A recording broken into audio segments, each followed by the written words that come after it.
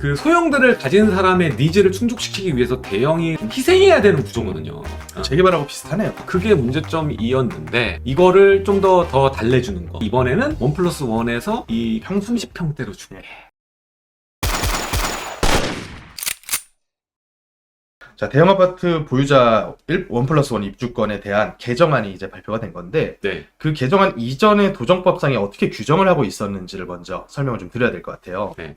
그래서 도정법 76조 1항 제7호 보면 가격의 범위 또는 종전주택의 주거 전용 면적 범위 안에서 이 주택을 공급을 할 수가 있고, 네. 자, 이 중에서 한 개의 주택은 주거 전용 면적을 60제곱미터 이하로 한다. 이렇게 규정이 돼 있었죠. 네.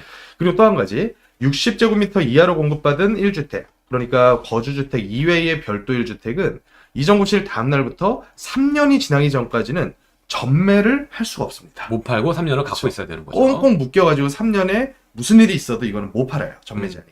근데 요 안이 이번에 야당 의원의 도정법 개정안 발의안에서 어떻게 나왔냐면 60제곱미터 이하의 주택은 종전 부동산에 비해 협소한 크기로 오히려 정책 참여 유인을 낮추고, 그러니까 이제 일개 신도시 재건축을 목전에 두고 있는데 이런 대형 평수 분들의 반대로 인해서 동의율이 제대로 안 나올 거를 우려를 했다라는 거죠. 네.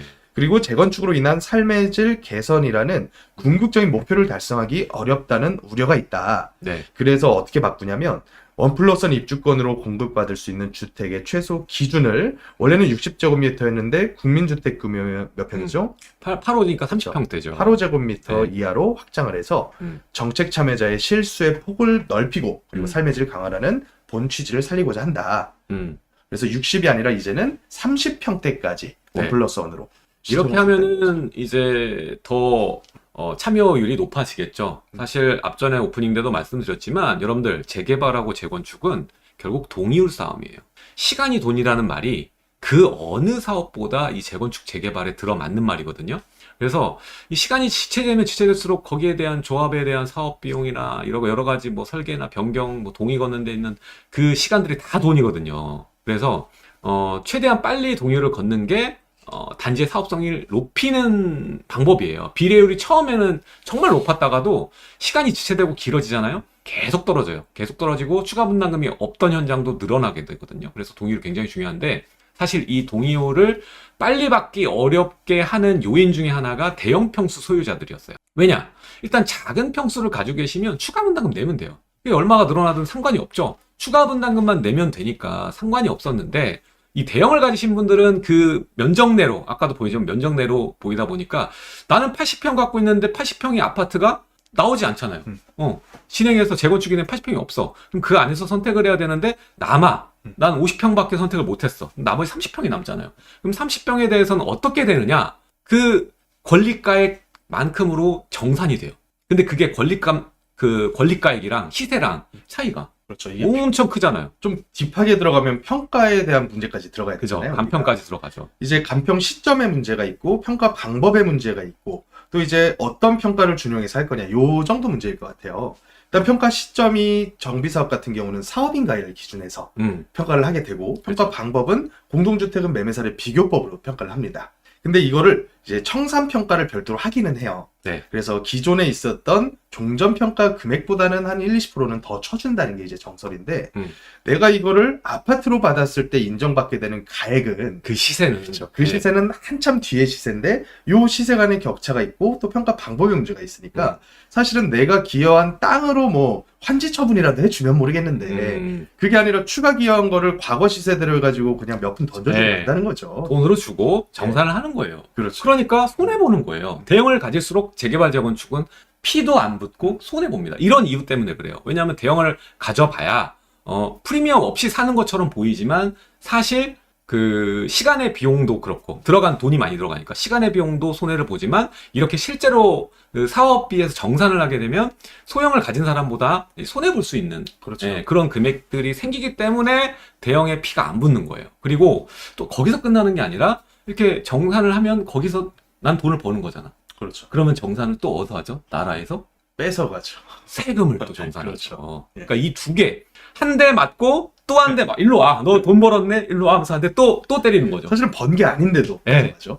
그쵸. 이 제초안 같은 약간 그런 느낌인 거지. 예. 나는 팔지 않고 거기 입주하는데도 그냥 나는 사실 나이 드시면 예. 사실 동네 이전하기도 싫고 이사 가는 그렇죠. 것도 싫고 눌러 있고 싶잖아요. 뭐 돈이 뭐가 중요해지겠어요? 나이가 들어가면. 그죠?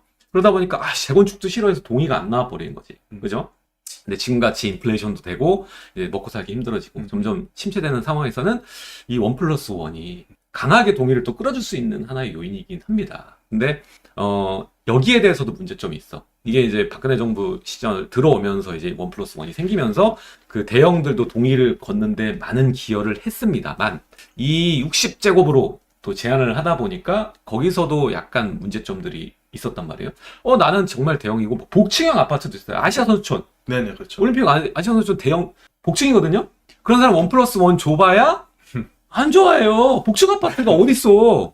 목동 같은 지역은요, 용적률이 낮잖아요. 네. 60평짜리 아파트가 대지 지분이 60평. 그런 경우가 있잖아요. 그런 경우에는 청산금 나중에 굉장히 손해를 많이 볼 수밖에 없는. 그러니까 그런 부분들이 문제가 될 수밖에 없고, 이 아시아 선수촌도 보면, 올림픽 선수촌도 보면 약간 갈려요. 이게 제가 대형 복층으로 갖고 계신 분들, 인테리어까지 싹 해갖고 갖고 계신 분은 재건축 안 했으면 좋겠다라고 생각하는 분들도 있더라고요. 이거를 그대로 내가 받을 수 없다라는 걸 아는 거예요. 그리고 다 펜트하우스로 줄 거야? 그건 아니잖아요. 어쨌든 사업성 끌어가서, 그러니까 그 소형들을 가진 사람의 니즈를 충족시키기 위해서 대형이 좀 희생해야 되는 구조거든요. 재개발하고 비슷하네요. 그러니까 그게 문제점이었는데 이거를 좀 더 달래주는 거. 1+1으로 달래주고 이번에는 1+1에서 이 30평대로 줄게.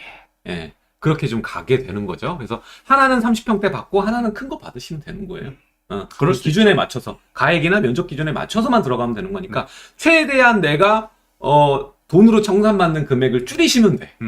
그러면 뭐 손해보는 거 아닙니다. 그래서 큰 거 받으시고 그 다음 30평대 받으면 그거 가지고 뭐 자녀한테 줄 수도 있고, 물론 이제 3년이라는 그게 있지만 자녀한테 줘도 되고 월세 받고 이런 식으로 노후 관리까지 충분히 하신다면 되겠다. 그래서 이게 더 좋아진다라고 생각하시면 저는 될 것 같아요. 더 좋아지고 이럼으로써 1기 신도시의 재건축 됐겠다. 미래 전망이 뭐 이런 생각을 할 수 있고 정말 큰 호재가 아닐 수 없다.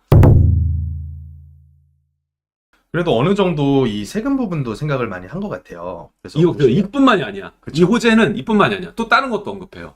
보시면 이 3년 전매가 문제였잖아요. 네. 제가 아는 분도 저쪽 그 서초에서 음. 그 재건축 1+1으로 분양권을 받으셨는데 네. 그분이 입주권에서 신축 완료된 이후에 종부세를 1년에 4천만 원씩 냈어요.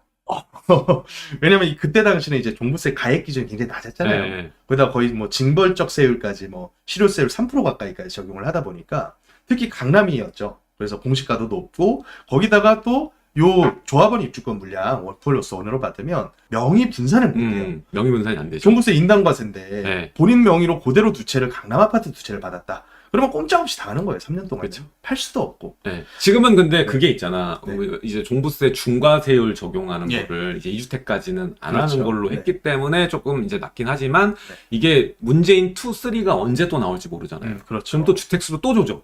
그럼요. 그러면 또 이분들은 문제가 될 수 있고 다음에 분당이 재건축될 때 목동 재건축될 때 또 다른 정권에 또 그런 친구들이 나와가지고 집권을 하게 되면 또 조정 대상 지역을 늘릴 거고 2주택부터 또 꼼짝없이 1주택 아니면 투기 세력으로 보니까 그렇죠. 또 잡아뜨릴 수도 있단 말이에요. 그럼 이게 진행하다가도 또 문제가 될 수 있거든요. 그래서 지금 야당이 발의했을 때 이게 쾌속 통과가 좀 돼야 된다 저는 봐요. 그래서 1+1도 이 종부세 중과나 뭐 이런 것들에 대해서 페널티에 대해서는 제외시켜야 된다라는 거죠. 그렇죠. 1+1은 주택수에서 제외시켜야 된다. 그러니까 지금 말 잘 꺼냈어.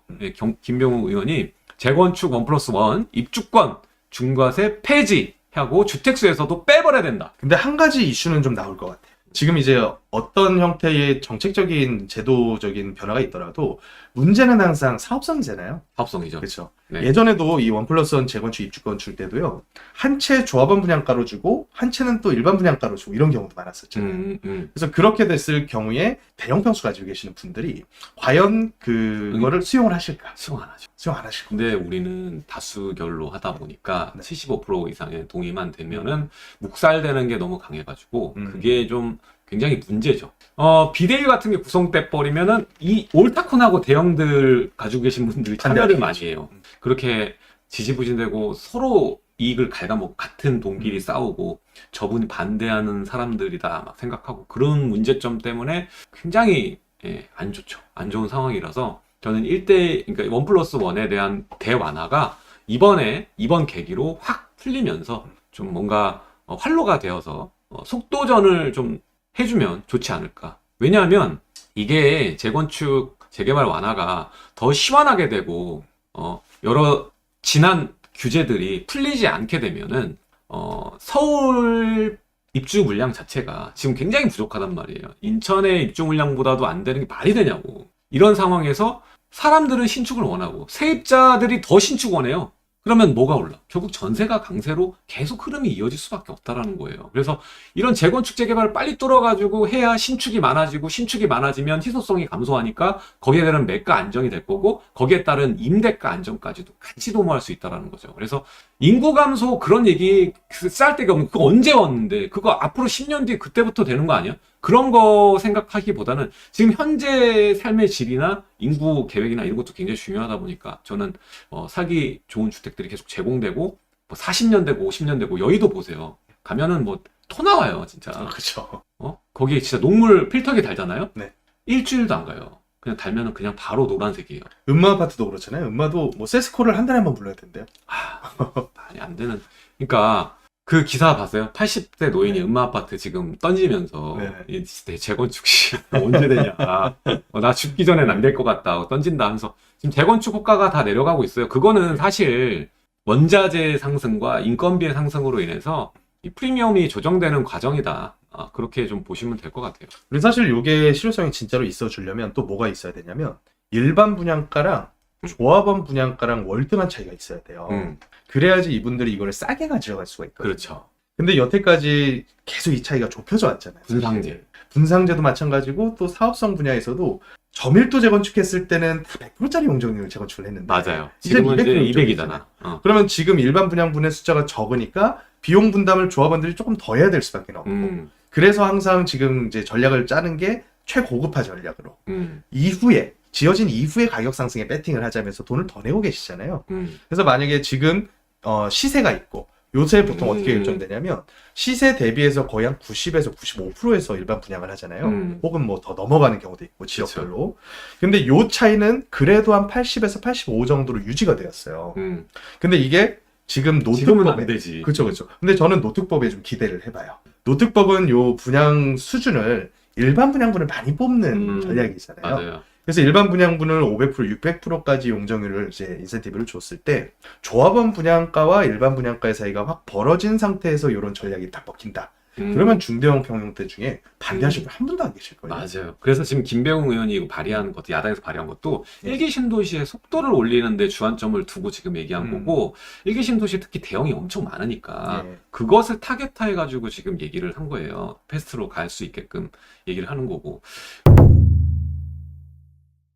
그리고 뭐 지금 일기 신도시의 대형만 지금 문제가 아니라 저는 이거보다 제일 재건축 재개발을 빨리 해서 입주 물량을 오래된 주택을 이 사람이 살만한 집으로 바꾸려면은 분상제 이거 빨리 폐지해야 돼요. 분상제 때문에 문제야. 분상제 때문에 이거 공급이 안 되는 거예요.